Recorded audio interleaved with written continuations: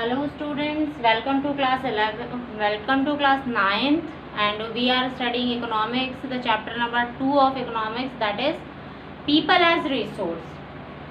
People as resource, and we have done the unemployment program and many definitions, बहुत सारी definitions, economic activities, non economic activities, market activities, ये primary sectors, ये सारा हम पढ़ चुके हैं इसमें. अब हम बात करते हैं इसमें प्रॉब्लम्स ड्यू टू अनएम्प्लॉयमेंट का. कल हमने अनएम्प्लॉयमेंट के बहुत सारे टाइप्स पढ़ लिए थे. अब बात करते हैं अनएम्प्लॉयमेंट की प्रॉब्लम्स की. तो अनएम्प्लॉयमेंट के क्या क्या प्रॉब्लम्स हैं उसमें फर्स्ट है high degree but not having job. Unemployment जो है, अनएम्प्लॉयमेंट मतलब कि बहुत ज़्यादा मात्रा में लोग जो है वो अनएम्प्लॉयड है, जिनके पास काम नहीं है.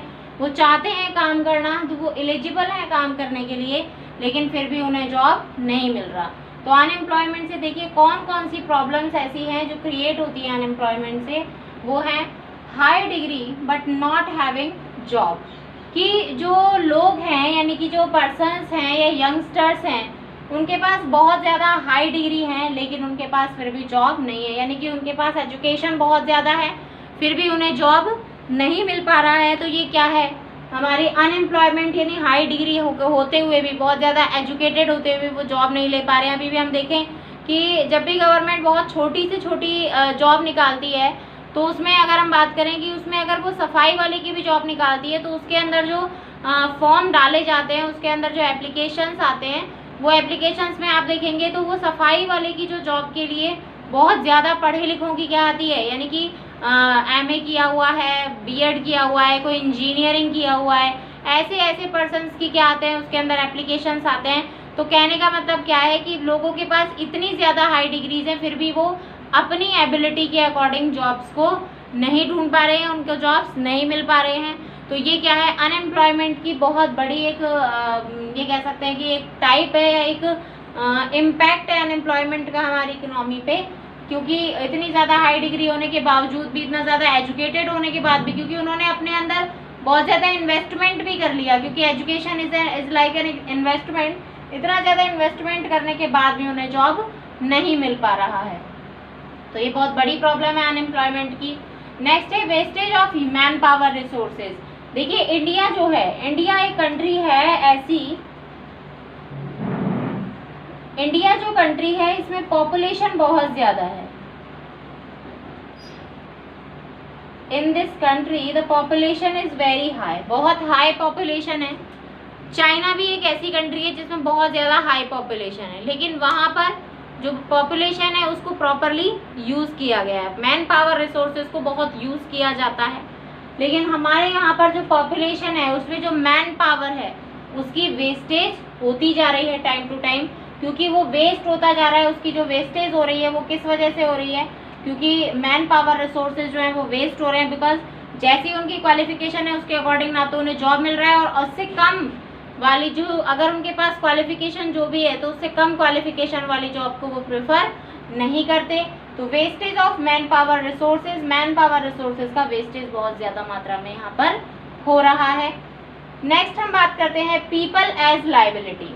बिल्कुल जैसा कि अबव जो पॉइंट है उसमें हमने देखा कि पर्सन्स जो हैं उनका जो मैन पावर जो है वो वेस्ट होता जा रहा है. यानी कि बहुत ज़्यादा लोग, यानी कि 50% तो ये लगा लीजिए कि जनता ऐसी है जो खाली बैठी है, उसमें जो भी वर्क कर रहे हैं आधी से ज़्यादा तो 30-40% तो डिस्गाइज अनएम्प्लॉयमेंट में आपको एग्रीकल्चर सेक्टर में ही मिल जाएगी. और उसके अलावा जो कुछ जनता है जो अपनी एलिजिबिलिटी से कम, अपनी एलिजिबिलिटी से बहुत ही लोअर पोस्ट पे काम कर रही है. तो पीपल जो हैं वो मैन पावर का जब वेस्टेज हो रहा है, तो ऐसे लोगों को जो हमारी कंट्री है वो एज ए लाइबिलिटी यूज़ कर रही है. लाइबिलिटी यूज़ करने का मतलब लाइबिलिटी को ढो रही है उनको, यानी कि उनको पालना भी उसके लिए क्या बन गया है, मजबूरी बन गया है देश के लिए. क्योंकि जब वो कोई काम नहीं कर रहे, प्रोडक्टिव नहीं कर रहे, अब क्योंकि वो प्रोडक्टिव एज में है, उसके बाद भी वो देश की GDP में कोई योगदान नहीं दे पा रहे, कोई कॉन्ट्रीब्यूशन नहीं दे पा रहे हैं. तो इसका मतलब क्या है, वो एक लाइबिलिटी है, यानी कि हमारे देश के ऊपर क्या बनते जा रहे हैं, बोझ बनते जा रहे हैं. तो अनएम्प्लॉयमेंट की प्रॉब्लम एक ये भी है कि लोग जो हैं वो एज ए लाइबिलिटी, ना कि एक असेट, जबकि इतनी ज़्यादा जो मैन पावर है तो वो एक असेट की तरह उसको काम करना चाहिए, लेकिन वो एज ए लाइबिलिटी हमें परेशान कर रहे हैं. और ऐसे लोगों को हमें as a liability, as a बोझ हमें उन्हें उठाना पड़ रहा है, जो जॉब नहीं कर रहे हैं, यानी उनको कुछ तो कर नहीं रहे हैं और कुछ को मिल नहीं पा रही है। नेक्स्ट है, इससे क्या हो रहा है, यूथ के अंदर जब उन्हें जॉब नहीं मिल पाता है, अपनी जो भी उनके पास क्वालिटीज़ हैं, जो भी उनके पास क्वालिफिकेशंस हैं, उन क्वालिफिकेशंस के अकॉर्डिंग जब किसी भी पर्सन को जॉब नहीं मिलता तो उसके अंदर होपलेसनेस आ जाती है, वो होपलेस हो जाता है, उसके अंदर डेस्पेरेंस आ जाती है। और जब वो डेस्पेयर हो जाता है तो कई लोग क्या करते हैं कि भाई हाँ जॉब नहीं मिली, जॉब नहीं मिलती, या होपलेसनेस के ज़रिए कई लोग सुसाइड कर लेते हैं, या फिर ऐसे छोटे मोटे काम धंधों में लग जाते हैं और फिर वो मन मार कर काम करते हैं। तो जहाँ पर भी वो ऐसे वर्क करते हैं वहाँ पर भी प्रोडक्टिविटी अच्छी नहीं आ पाती है। तो ये है हमारा होपलेसनेस, और यूथ में क्या आ जाना, डेस्पेयरनेस आ जाना। होपलेसनेस अगर डेस्पेयर अगर हमारी यूथ में ही आ जाएगी तो यूथ जो है हमारा वो तो क्या है, फ्यूचर है यूथ हमारा।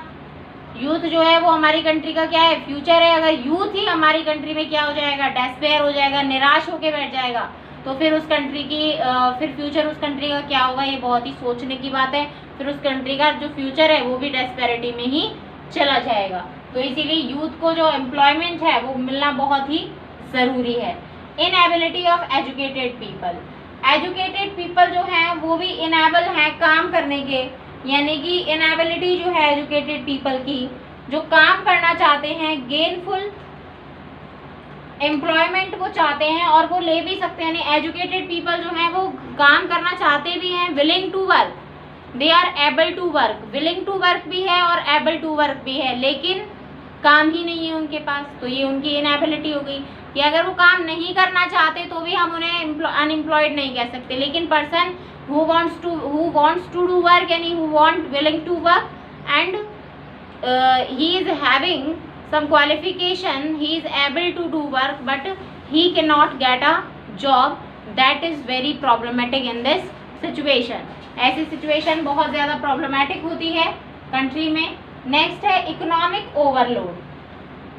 ये इकोनॉमिक ओवरलोड बहुत बड़ी प्रॉब्लम है अनएम्प्लॉयमेंट की। कैसे कि जो इनएबिलिटी है, जब अनएजुकेटेड पीपल जब काम नहीं करते, जो भी पर्सन्स हैं जो काम नहीं करेंगे, तो अगर ये पर्सन्स वर्क नहीं कर रहे हैं तो इन पर्सन्स के वर्क नहीं करने से क्या होगा, क्योंकि ये खाएंगे तो सही, कपड़े भी पहनेंगे, पढ़ाई भी करेंगे, सारा काम करेंगे, यानी कि जितनी भी जो एक्टिविटीज़ होती हैं, जो नॉर्मल एक्टिविटीज़ हैं, वो तो ये सारी करेंगे ही करेंगे, यानी कि जितना भी खर्चा जो इनको करना है वो तो ये करेंगे ही। तो इससे क्या होगा, यानी कमाने वाले तो हैं कम और जो खर्च करने वाले हैं वो कैसे हो गए, बहुत ज़्यादा हो गए। तो ऐसे जो पर्सन्स हैं, जब यूथ जो है वो अगर घर में बैठा रहेगा, अगर वो काम नहीं करेगा, अगर यूथ वर्क नहीं करेगा, उसको उसकी योग्यता के अनुसार अगर वर्क नहीं मिलेगा, then it happens to economic overload. तो ये क्या बन जाता है, इकोनॉमिक ओवरलोड बन जाता है। यानी कि जो पर्सन है वो एजुकेटेड तो हैं, पर्सन्स क्या हैं, एजुकेटेड तो हैं, एजुकेट तो हो रहे हैं पर्सन, लेकिन उन्हें काम नहीं मिल रहा। तो उनकी पढ़ाई में तो जो खर्चा है वो तो हो रहा है, लेकिन काम नहीं मिल रहा, तो वो क्या हो रहा है, एक लाइबिलिटी बन रहा है, हमारे पर बोझ बन रहे हैं। और इकोनॉमी जो है वो जितना ज़्यादा अगर डेवलपमेंट जो प्रोग्राम है उनमें खर्च करे, उससे ज़्यादा तो इनको पालने में ही लग जाता है, यानी कि इनकी लाइबिलिटी को संभालने में लग जाता है। तो ये है इकोनॉमिक ओवरलोड, इससे हमारी इकोनॉमी पे बहुत ज़्यादा लोड आ जाता है। नेक्स्ट है डिपेंडेंस ऑन वर्किंग पॉपुलेशन। अब ये जो इकोनॉमिक ओवरलोड है, यानी कि 100 मान लीजिए 100 में से 20 पीपल तो काम कर रहे हैं और जो 80 पीपल हैं वो काम नहीं कर रहे, तो उन 80 पीपल का जो लोड है, यानी वो 80 पीपल खाएंगे पिएंगे तो सही, खर्चा तो करेंगे, जिएंगे तो सही, तो उन 80 पीपल का जो लोड है वो किस पर आ गया, उन 20 पीपल पे। तो वो 20 पीपल जो हैं वो उनके लिए कमाते कमाते, उनके लिए काम करते करते इतने परेशान हो जाते हैं कि वो भी सोचते हैं कि हम ही क्यों करें, उनके ऊपर भी क्या आ जाता है, यानी जो वर्किंग पॉपुलेशन है वो उन लोगों को एक्सपेंड करने में लग जाती है, और इससे उनके अंदर भी क्या आ जाता है, डेस्परेटी आ जाती है, और इससे उन लोगों की भी क्या हो जाती है, बहुत ज़्यादा अनएम्प्लॉयमेंट की वजह से सभी को क्या नहीं मिल पाता, प्रॉपर जो पैसा है, यानी कि प्रॉपर इनकम जो है वो नहीं मिल पाती अपनी एलिजिबिलिटी के अकॉर्डिंग जो उनके मिलना चाहिए, और वर्किंग पॉपुलेशन के ऊपर बहुत ज़्यादा बोझ बढ़ जाता है और उनके ऊपर ये डिपेंड हो जाते हैं। नेक्स्ट है डिट्राइमेंटल इम्पैक्ट ऑफ एन इकोनॉमी। इससे बहुत ही नेगेटिव इम्पैक्ट पड़ता है इकोनॉमी पे। यानी कि इकोनॉमी जो है वो हर तरफ से क्या हो जाती है, नेगेटिव इफेक्ट उस पर पड़ता है। नेक्स्ट है डिप्रेस्ड इकोनॉमी, इससे इकोनॉमी डिप्रेस भी हो जाती है, क्योंकि जब देश का यूथ ही अगर घर में बैठेगा, काम नहीं करेगा, उसको उसकी एलिजिबिलिटी के अनुसार काम नहीं मिलेगा, तो इकोनॉमी को डिप्रेस होना ही होगा। इकोनॉमी में तो वैसे भी नेगेटिव इफेक्ट आएगा ही आएगा, फिर तो और इकोनॉमी पे अगर नेगेटिव इफेक्ट आएगा तो फिर इकोनॉमी डूबेगी ही डूबेगी। नेक्स्ट है वेस्ट द रिसोर्सेज, और इससे क्या होता है, हमारा जो यूथ है वो एक एज ए रिसोर्स है। हमने लास्ट चैप्टर में भी हमने बात की थी कि जो इकोनॉमी है यानी जो ह्यूमन कैपिटल है वो क्या है, एज ए रिसोर्स है। अगर ह्यूमन कैपिटल में हमने इतनी सारी चीज़ें इन्वेस्ट की हैं तो हमने उसको बना तो दिया, लेकिन जब वो हमें काम करने के लिए देने योग्य हुआ, यानी कि जब उसमें जो इन्वेस्टमेंट हमने किया था उसका जब प्रॉफिट आने का टाइम हुआ, तब क्या हो गया, वो रिसोर्स काम का ही नहीं रहा, यानी उसे एम्प्लॉयमेंट ही नहीं मिला, उसे काम ही नहीं मिला। तो इससे क्या हुआ, हमने जो रिसोर्स बनाया था, जो इन्वेस्ट करके हमने जो रिसोर्स तैयार किया था, वो रिसोर्स हमारा क्या हो गया, वेस्ट हो गया। तो वो वेस्ट रिसोर्स जो है वो इकोनॉमी के ऊपर लायबिलिटी, उसके ऊपर बोझ और वर्किंग पॉपुलेशन के ऊपर भी एक लोड है, जो कि बहुत ही ज़्यादा ओवरलोड ऐसे फील होता है। तो ऐसी कंडीशन में अनएम्प्लॉयमेंट की कंडीशन जो है वो देश के लिए बहुत ही खतरनाक कंडीशन है। अगर इसी तरीके से अनएम्प्लॉयमेंट की कंडीशन चलती रही तो जो देश है वो एक ना एक दिन बहुत ही गहरे गड्ढे में डूब सकता है, या फिर यहाँ पर बहुत ज़्यादा जो यूथ है वो यहाँ पर बिल्कुल भी नहीं बचेगा, क्योंकि यूथ जो है वो बहुत ज़्यादा डेस्पेयर हो जाता है। अब ऐसी कुछ स्ट्रेटेजीज यानी गवर्नमेंट ने भी इन सारी प्रॉब्लम्स को देखा होगा, इन सभी प्रॉब्लम्स को सुना होगा, देखा होगा, फील किया होगा कि हमारे देश में इतनी ज़्यादा पॉपुलेशन है, 130 करोड़ की पॉपुलेशन है, और ये 130 करोड़ की पॉपुलेशन जो है फिर भी इतना ज़्यादा प्रोडक्टिव जो मैटर है वो हमें नहीं दे पा रही है। तो ऐसा कुछ सोचा होगा गवर्नमेंट ने भी, तो उसने कुछ स्ट्रेटेजीज बनाई हैं। गवर्नमेंट ने जब इन प्रॉब्लम्स के बारे में सोचा और देखा लिखा तो उसने कुछ स्ट्रेटेजीज बनाई। स्ट्रेटेजीज में क्या बनाया उसने किस तरीके से बनाई कि फर्स्ट ऑफ ऑल तो हम देख लेते हैं स्ट्रेटेजीज उसने रूरल एरियाज़ के लिए क्या क्या बनाई हैं। रूरल एरियाज़ के लिए उसने कौन कौन सी स्ट्रेटेजीज बनाई हैं वो हम देखते हैं। रूरल एरियाज़ के लिए जो स्ट्रेटेजीज बनाई है वो है, देखिए, SGSY यानी स्वर्ण जयंती स्वरोजगार योजना। SGSY स्वर्ण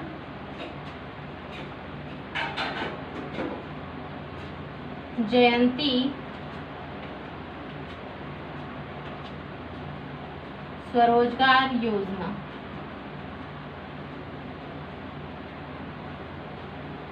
ये 1 अप्रैल 1999 को स्टार्ट की गई थी।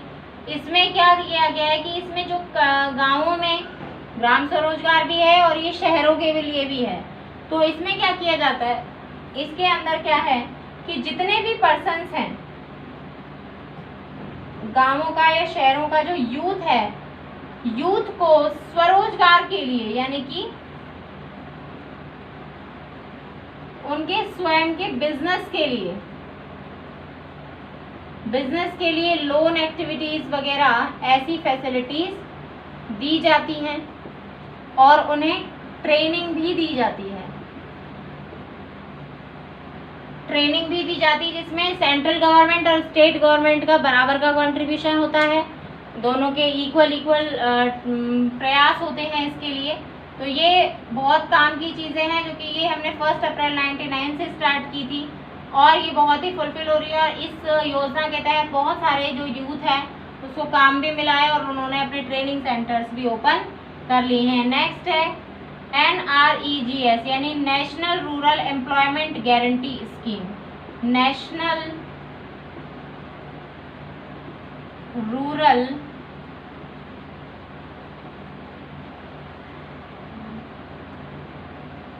Employment guarantee scheme. ये NREGS जो है, national rural employment guarantee scheme जो है, इस स्कीम के तहत ये स्कीम जो थी वो 2007 में स्टार्ट हुई थी। 2007 में इसे मनमोहन सिंह ने, जो हमारे प्राइम मिनिस्टर थे उस समय, मनमोहन सिंह ने इसे स्टार्ट किया था। इसके तहत क्या है, जो ग्रामीण क्षेत्रों में जो लोग हैं, ग्रामीण क्षेत्रों में जो पर्सन्स हैं जो अनएम्प्लॉयड हैं, उन सभी को एम्प्लॉयमेंट की गारंटी दी जाती थी इसमें, और गारंटी देकर के उनको काम दिया जाता था और इससे लोग जो थे वो अनएम्प्लॉयड भी नहीं रहते थे। नेक्स्ट है स्किल डेवलपमेंट।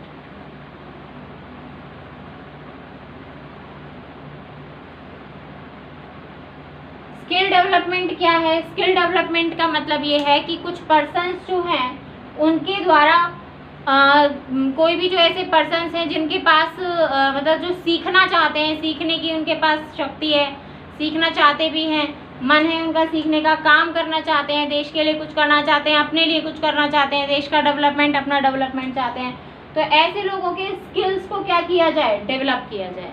ऐसे लोगों के स्किल्स को डेवलप किया जाए, और ऐसे लोगों के स्किल्स को जब डेवलप करेंगे तो वो स्किल डेवलपमेंट जो होगा, स्किल्स यानी कि उनको नई नई चीज़ें, न्यू इन्वेंशंस, नई नई चीज़ें उन्हें सिखाई जाए। बहुत सारी ऐसी चीज़ें हैं, नई चीज़ें सिखाई उनको। और सेंट्रल बोर्ड जो है, सेंट्रल बोर्ड ऑफ वर्कर्स जो है, वो एंथुसियाज्म बढ़ाता है इंडस्ट्रियल ग्रोथ के लिए, ट्रेनिंग दिया जाता है उनको, और जो फैक्ट्रीज वगैरह में जो ट्रेनिंग उनकी काम आती है उस ट्रेनिंग से उनको ट्रेंड किया जाता है, और फिर वो जो ट्रेनिंग है वो इंडस्ट्रियल सेक्शंस में काम आती है। नेक्स्ट है हमारे पास एंटरप्रेन्योरियल डेवलपमेंट। देखिए एंटरप्रेन्योरियल डेवलपमेंट क्या है?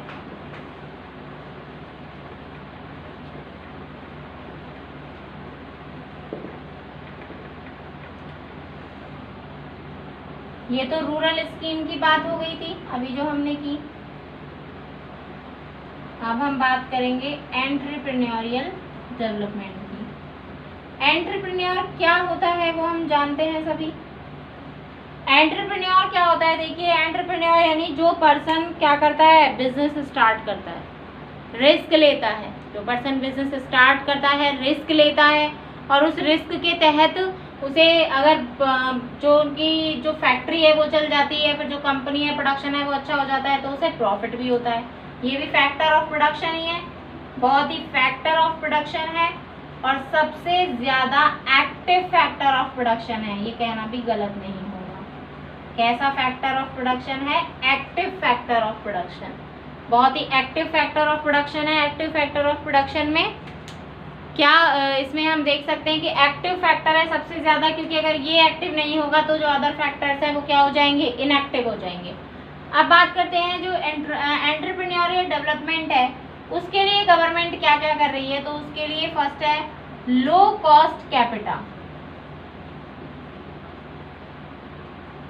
लो कॉस्ट कैपिटा का मतलब क्या है? लो कॉस्ट कैपिटा का मतलब है कि जो एजुकेशन पे जब भी हम क्या करते हैं, इंडस्ट्रीज में जब भी गवर्नमेंट कुछ भी क्या करती है, इन्वेस्टमेंट करती है, तो वो किसके थ्रू करती है? एंटरप्रेन्योर्स के थ्रू करती है। यानी कि यहाँ पर गवर्नमेंट कुछ इस तरीके से हेल्प करती है एंटरप्रेन्योर्स की, कि एंटरप्रेन्योर के जो प्रोडक्शन में जो कॉस्ट आ रही है वो कॉस्ट कैसी हो जाए? वो कॉस्ट क्या हो जाए? लो हो जाए। यानी कि एंटरप्रेन्योर के अंडर में जो भी कॉस्ट आ रही है वो कॉस्ट कैसी हो जाए? लो हो जाए। और जब वो कॉस्ट लो हो जाएगी तो इजीली एंटरप्रेन्योर को ऑटोमेटिकली हेल्प हो जाएगी, यानी उसको पैसा क्या लगाना पड़ेगा? कम लगाना पड़ेगा। ऐसी लो कॉस्ट कैपिटल इनकम कैसे कर सकते हैं? यानी कि गवर्नमेंट जो है वो कई तरीकों से, गवर्नमेंट के पास बहुत सारे मेथड्स होते हैं जिनसे वो एंटरप्रेन्योर की हेल्प करती है। जैसे उनमें से एक मेथड है सब्सिडी। सब्सिडी क्या होती है? सब्सिडी का मतलब होता है कि गवर्नमेंट क्या करती है कि एंटरप्रेन्योर को कुछ परसेंट हेल्प दे देती है। जैसे मान लीजिए 50% सब्सिडी उसने किसी भी प्रोडक्शन में दे दी, तो यानी कि जो भी प्रोडक्शन हो रहा है, जो भी प्रोडक्शन हो रहा है उसकी कॉस्ट का 50% कौन देगा? गवर्नमेंट देगी। तो इससे एंटरप्रेन्योर को हेल्प मिलेगी कि नहीं मिलेगी? तो वो गवर्नमेंट जब हेल्प देगी उसको, तो उसकी जो कॉस्ट है वो क्या आ जाएगी? कम हो जाएगी। और जब उसकी कॉस्ट कम हो जाएगी तो प्रॉफिट ज़्यादा होगा, तो उससे वो नए नए लोगों को एम्प्लॉयड भी कर सकता है। यानी फिर वो ज़्यादा एम्प्लॉयमेंट, यानी ज़्यादा लोगों को रोज़गार देने से वो हिचकेगा भी नहीं कि भाई कम लोगों से ही काम चला लो। अगर उसकी कॉस्ट कम हो जाती है और उतनी आधी कॉस्ट में उसको डबल प्रॉफिट हो रहा है, तो वो थोड़े से ज़्यादा एम्प्लॉयमेंट अगर वो दे देगा तो उसको कोई इफेक्ट नहीं पड़ेगा। इससे हमारी इकोनॉमी पे काफ़ी पॉजिटिव इफेक्ट पड़ता है। नेक्स्ट है फाइनेंशियल इंस्टीट्यूशंस। फाइनेंशियल इंस्टीट्यूशंस का मतलब क्या है?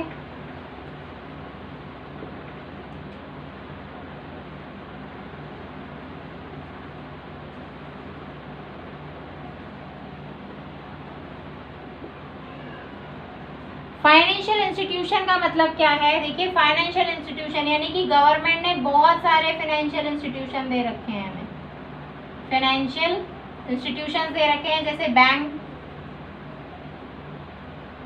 बैंक है, नाबार्ड है। नाबार्ड तो रूरल एरियाज के लिए सबसे अच्छा है, लोन एक्टिविटीज वगैरह के लिए। तो ऐसे फाइनेंशियल इंस्टीट्यूशन जो गवर्नमेंट है उसने इसलिए दिए हैं कि बैंक में बहुत सारी ऐसी पॉलिसीज चलाई गई हैं, बहुत सारी ऐसे रूल्स हैं, स्कीम्स निकाली जाती हैं, जिससे जो एंटरप्रेन्योर है वो एंटरप्रेन्योर जो है वो इजीली क्या कर सकता है, लोन ले सकता है, और लोन पर उसके पास जो इंटरेस्ट है वो बहुत ही कम आता है, वेरी लो इंटरेस्ट पर, बहुत कम इंटरेस्ट पर वो क्या कर सकता है, लोन ले सकता है। बहुत कम इंटरेस्ट पर जब वो लोन लेगा तो इजीली क्या हो सकता है, उसका इजीली वो लोन ले सकता है, और लोन लेते हुए वो अपना जो वर्क है वो कंप्लीट कर सकता है। नेक्स्ट हम बात करते हैं, ये हो गया फाइनेंशियल इंस्टीट्यूशन। तो इस तरीके से गवर्नमेंट हेल्प करती है। अब इसमें एक पॉइंट आता है कि एजुकेशन जो है वो input of growth, education is input of growth, education जो है वो इनपुट ऑफ ग्रोथ है, यानी कि ग्रोथ में इनपुट करती है। कैसे?